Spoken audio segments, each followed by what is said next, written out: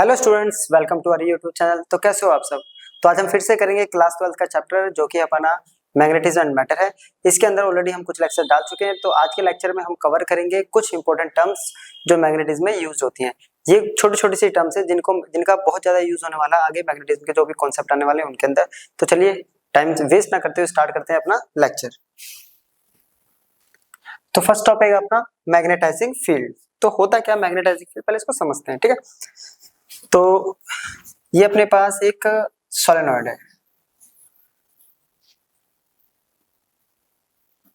Right. Positive या negative, तो इसके अंदर करंट आ रहा है अपने पास, आई करंट आ रहा है और आई करंट जा रहा है, ठीक है।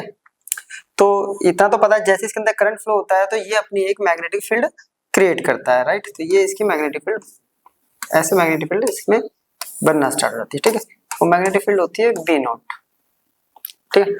बी नॉट मैग्नेटिक फील्ड बनेगी, ऐसे फील्ड लाइंस बनेगी, ठीक है। अब अपन लोगों ने क्या करा, इसके अंदर ना हमने एक मैग्नेटिक मटेरियल को प्लेस कर दिया। अब ये मैग्नेटिक फील्ड क्या करेंगे, इस मैग्नेटिक मटेरियल के क्रॉस, देखिए क्रॉस कर रही है ना, इसके इस एंड से जा रही है, दूसरे एंड से निकल रही है, इसको क्रॉस करते हुए जा रही है। तो जिसकी वजह से ये मैग्नेटाइज होगा, ये मटेरियल मैग्नेटाइज होगा। तो जिस फील्ड की वजह से, तो अब ये है मैग्नेटाइजिंग फील्ड होती है कौन सी है, जिस मैग्नेटाइजिंग फील्ड की वजह से ये मैग्नेटिक मटेरियल मैग्नेटाइज होगा उसे हम कहते हैं मैग्नेटाइजिंग फील्ड, जिसको हम डिनोट करते हैं अपना बी नॉट से, जो कि होता है म्यू नॉट, सॉरी वेक्टर हटा देंगे, इसका हम मैग्नीट्यूड लिख रहे हैं एन आई। और ये कहाँ एग्जिस्ट करती है, तो ये एग्जिस्ट करती है अपनी वैक्यूम के अंदर, क्लियर। तो वो फील्ड या वो मैग्नेटिक फील्ड जिसकी वजह से कोई मैग्नेटिक मटेरियल मैग्नेटाइज होता है उसे हम बोलते हैं क्या, मैग्नेटाइजिंग फील्ड, क्लियर। चलो ये थी फर्स्ट टर्म अपनी। सेकंड टर्म अपने पास मैग्नेटिक इंडक्शन। अब मैग्नेटिक इंडक्शन क्या है, स्टेटमेंट देखिए, अभी पीछे मैंने क्या करा था, फिर से उसी डायग्राम को दोबारा बनाएंगे। यहाँ पे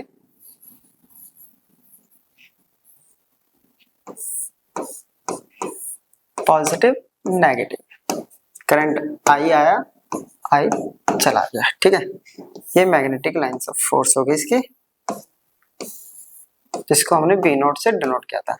इसके अंदर हमने रखा था एक मैग्नेटिक मटेरियल। अब होगा क्या, अब इस मैग्नेटिक मटेरियल को थोड़ा देखते हैं। देखिए ये मान लेते हैं अपने पास ये मैग्नेटिक मटेरियल है, राइट। अब जैसे इसको हमने फील्ड में रखा, जैसे हमने इसको फील्ड में रखा, ये फील्ड है, राइट, इसको मैग्नेटिक फील्ड के अंदर रखा, ये बी नोट के अंदर, तो क्या होगा, इसके अंदर का जो मैग्नेटिक मूवमेंट है वो मूव करने लग जाएगा, है ना, अरेंज हो जाएगा। ये क्या है, मैग्नेटिक मूवमेंट या मैग्नेटिक डाइपोल्स कह सकते हैं इनको। तो इसके जो मैग्नेटिक डाइपोल्स हैं वो एक सीक्वेंस में अरेंज हो जाएंगे, है ना। अब अरेंज हो जाएंगे तो क्या होगा, अरेंज कब होगा, इस एक्सटर्नल फील्ड की वजह से इसके अंदर मैग्नेटिक डाइपोल जो है वो अरेंज हो गए एक सीक्वेंस में। वो सेम डायरेक्शन में भी हो सकते हैं, वो ऑपोजिट, वो डिपेंड करेगा किस टाइप की मटेरियल है, उसको हम डीपली पढ़ेंगे नेक्स्ट लेक्चर में, ठीक है। अरेंज हो जाएंगे, अगर मैग्नेटिक डाइपोल्स अरेंज हो गया तो उससे करंट बनेगा इसके अंदर, है ना, इस मटेरियल के अंदर करंट बनेगा।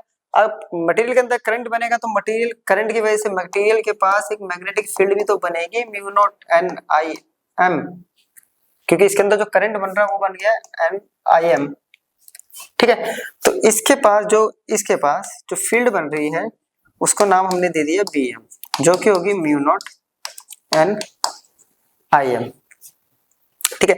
तो क्या है, अब ये आता है कि मैग्नेटिक इंडक्शन क्या है, तो total number of magnetic lines of force crossing per unit area normally through a material. इस मटेरियल से देखिए एरिया नॉर्मली 1 2 3, यहाँ पे आप 3 रिप्रेजेंट करिए, ये जो नॉर्मली क्रॉस कर रही है वो आपकी डिफाइन करती है मैग्नेटिक इंडक्शन को। या सिंपली ये कह लो, जिस मैग्नेटिक फील्ड, जो मैग्नेटिक फील्ड इसके पास आएगी या मैग्नेटिक स्ट्रेंथ ये मटेरियल गेन करेगा वो कहलाता है मैग्नेटिक इंडक्शन।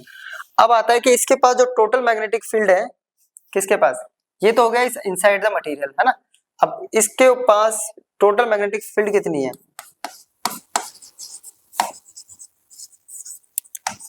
मैग्नेटिक फील्ड, ठीक है। टोटल मैग्नेटिक फील्ड जो है यहाँ पे वो हमारे पास आ रही है, एक तो ये जो वैक्यूम में है, दूसरी यहाँ पे 2 मैग्नेटिक फील्ड और दूसरी जो है इस मटेरियल के पास है, ठीक है। वैक्यूम वाली हो गई म्यू नॉट एन आई और ये होगी mu naught N I M,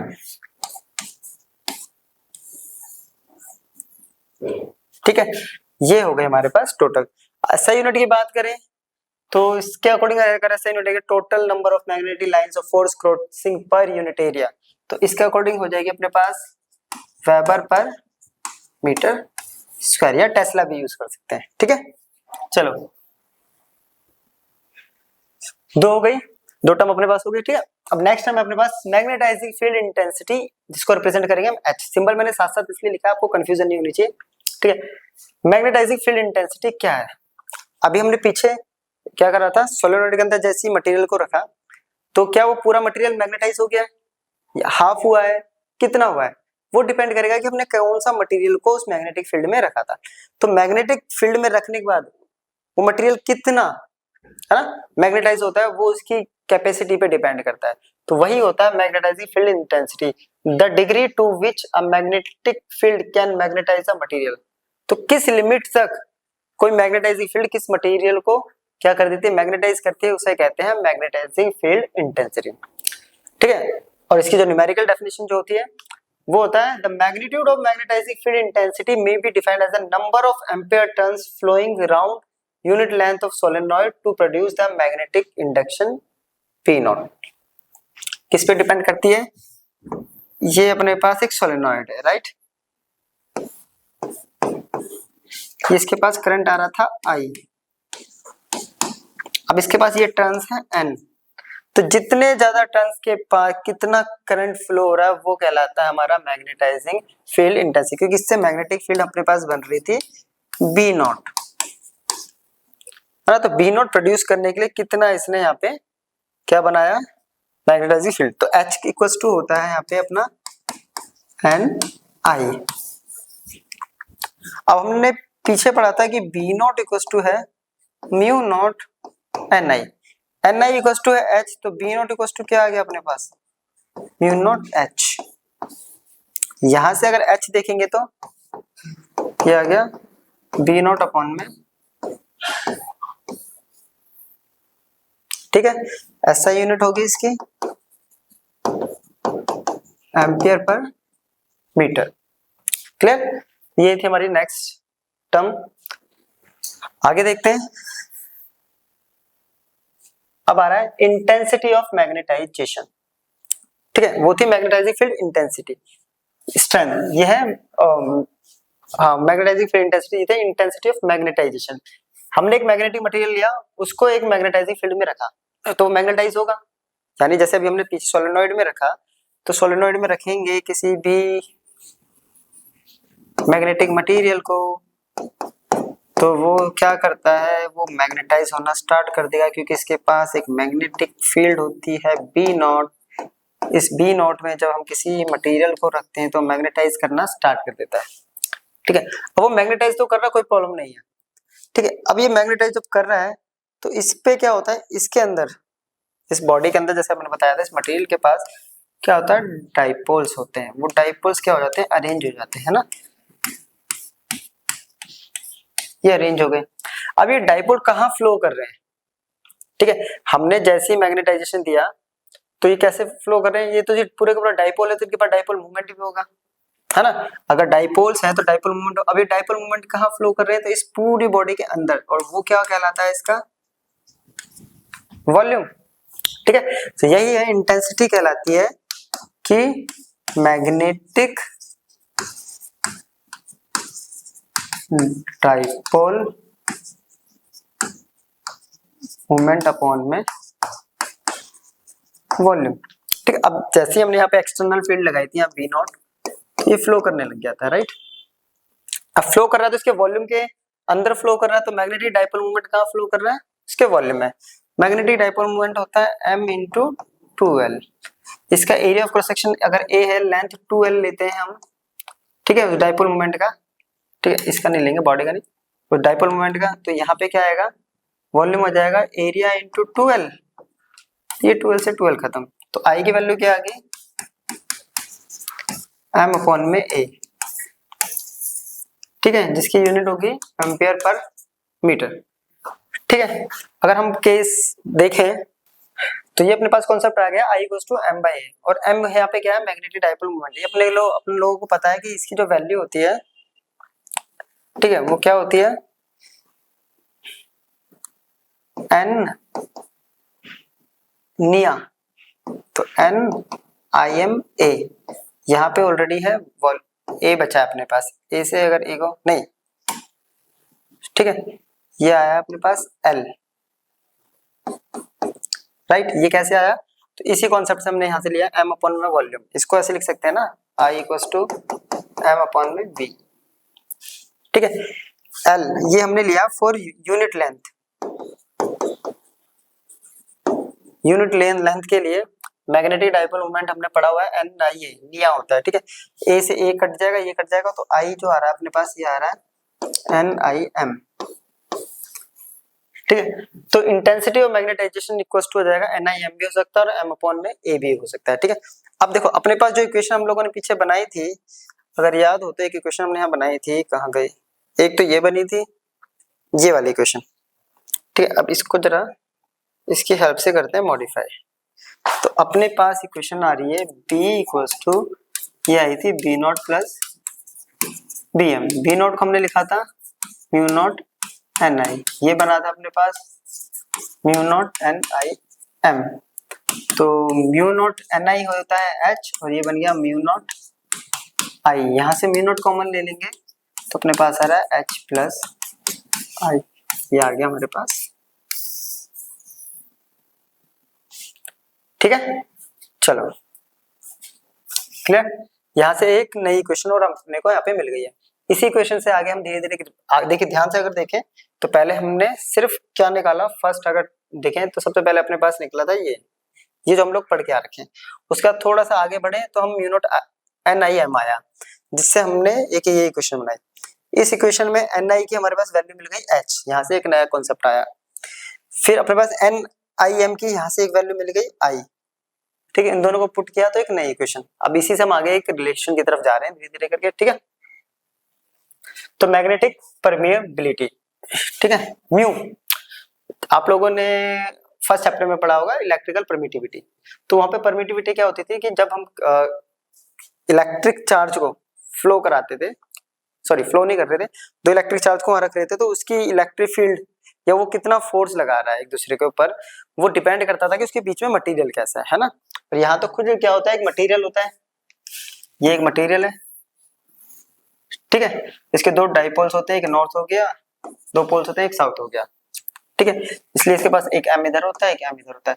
अब देखिए, अब कॉन्सेप्ट ये कहता है ये मटेरियल की एबिलिटी पे डिपेंड करता है कि जब हमने यहाँ से मैग्नेटिक फील्ड लाइन जा रही है या कोई सब्सटेंस कितना इजीली उसको पेनिट्रेट कर सकता है, कितना इजीली उसको पास होने दे रहा है, ठीक है। जो जितना इजीली उसको पास होने देगा उसका परमेबिलिटी उतनी अच्छी है, जो जितना कम पास होने देगा उसकी परमेबिलिटी उतनी ज्यादा, है ना। तो इसका मतलब परमेबिलिटी क्या डिफाइन करती है कि कितना अलाउ कर रहा है एक मैग्नेटिक मटेरियल अपने अंदर से क्रॉस होने देने का, अपने अंदर से किसी मैग्नेटिक फील्ड लाइंस को अलाउ कितना कर रहा है, ज्यादा अलाउ कर रहा है या कम अलाउ कर रहा है, तो वो उसकी प्रॉपर्टी पे, और उस प्रॉपर्टी को हम कहते हैं मैग्नेटिक परमिएबिलिटी, ठीक है। जैसे अगर वैक्यूम की बात करें तो हम वैक्यूम के लिए रिप्रेजेंट करते हैं म्यू नॉट, है ना। तो वैक्यूम के लिए होता है ये 1, और वहीं अगर एयर के लिए देखें तो एयर के लिए इसकी वैल्यू होती है 0.0000 सॉरी 1.004, ठीक है, अप्रोक्स इतनी वैल्यू होती है इसकी, तो 1 के बराबर ही हम उसको मान लेते हैं, ठीक है। अब आता है रिलेटिव मैग्नेटिक परमिएबिलिटी। रिलेटिव, तो हमने रिलेटिव परमिटिविटी पढ़ा था जिसका एप्सिलॉन आर एक कॉन्सेप्ट आया था, तो यहाँ भी सेम है। तो कैसे, अब अभी हम लोगों ने पढ़ा था mu naught B equals to आता है म्यू नॉट एन आई, और बी एम इक्वल्स टू आया था, ये है मटेरियल के लिए, है ना, फॉर मीडियम, तो ये हो जाएगा म्यू एम एन आई। इन दोनों को हम क्या करते हैं, डिवाइड करते हैं, बी एम अपॉन में पी नॉट, तो ये आ गया म्यू एम एन आई और mu naught N I cancel हो गया। तो अपने पास एक यहाँ से क्या है कि जो बी एम अपॉन में बी नॉट है वह है म्यू एम अपॉन में म्यू नॉट, और ये आता है हमारा म्यू आर के बराबर। अब आते हैं इसके स्टेटमेंट में, देखिए ratio of magnetic permeability of the material या medium to the magnetic permeability of free space mu naught. तो म्यू एम अपॉन में म्यू नॉट इक्वल टू होता है म्यू आर, या म्यू आर को हम लिख सकते हैं बी एम अपॉन में B naught in terms of, जबकि वहां पे उल्टा होता था थोड़ा सा, है ना। तो यहाँ पे किस किस का रेशियो है, magnetic permeability medium to the magnetic permeability free space, इन दोनों का जो रेशियो वो कहलाता है रिलेटिव मैग्नेटिक परमेबिलिटी। यहाँ तक क्लियर है। चलो मैग्नेटिक ससेप्टिबिलिटी, ठीक है। अब मैग्नेटिक ससेप्टिबिलिटी ये एक और प्रॉपर्टी होती है किसी भी मैग्नेटिक मटेरियल की, जो ये बताती है कि अपने पास एक सब्सटेंस है यानी एक मटेरियल है, ठीक है, मैग्नेटिक मटेरियल है, उसके अंदर से कितना इजीली, ठीक है, जब ये मैग्नेटिक फील्ड लाइंस क्रॉस कर रही है तो कितना इजीली इसको ये मैग्नेटाइज कर पा रही है, क्रॉस कर रही है। क्रॉस करने के बाद इसके बाद जो मैग्नेटिक प्रॉपर्टी आ रही है वो इजीली आ रही है या टाइम लग रही है आने में, मैग्नेटाइज होने में टाइम लगता है या इजीली होता है, ठीक है। जितना जल्दी होगा तो उसकी मतलब मैग्नेटिक प्रॉपर्टी उतनी अच्छी होगी, यानी मैग्नेटिक प्रॉपर्टी को डिफाइन करते हैं। जो जितना टाइम लेगा मैग्नेटाइज होने में या कम ज्यादा मैग्नेटिक फील्ड लगाने पे भी कम मैग्नेटाइज हो रहा था, यानी इसका क्या है, ये प्रॉपर्टी उसके पास अच्छी नहीं है। और कुछ मटेरियल ऐसे होते हैं जिनको हम कम मैग्नेटिक फील्ड देते हैं लेकिन फिर भी बहुत ज्यादा मैग्नेटाइज होता है, इट मींस उसके पास मैग्नेटिक ससेप्टिबिलिटी काफी अच्छी है। तो मैग्नेटिक ससेप्टिबिलिटी क्या है, प्रॉपर्टी है जो ये डिटरमाइन करेगी कितना इजीली किसी भी सब्सटेंस को, मटेरियल को हम मैग्नेटाइज कर सकते हैं। अब स्टेटमेंट इसकी होती है जिससे इसका कॉन्सेप्ट बनेगा, रेशियो होता है ये intensity of magnetisation I to the magnetising field H. तो इसका सिंबल होता है chi equals to I upon में एच, ठीक है। इसी से हम क्या बनाएंगे, इसका रिलेशन। तो एक रिलेशन हम बनाएंगे जो बहुत इंपॉर्टेंट रिलेशन है काई और रिलेटिव मैग्नेटिक परमेबिलिटी में। तो इसी कॉन्सेप्ट के हेल्प से हम उसको बनाएंगे। तो नेक्स्ट टॉपिक अपना वही है relative magnetic permeability and magnetic susceptibility, that is mu r और ये जो काई आया था अपना, इसके बीच में रिलेशन। देखिए अभी क्वेश्चन पीछे हम लोगों ने बनाई थी B equals to B naught plus B M, जिसकी वैल्यू आई थी mu naught N I plus mu naught N I M.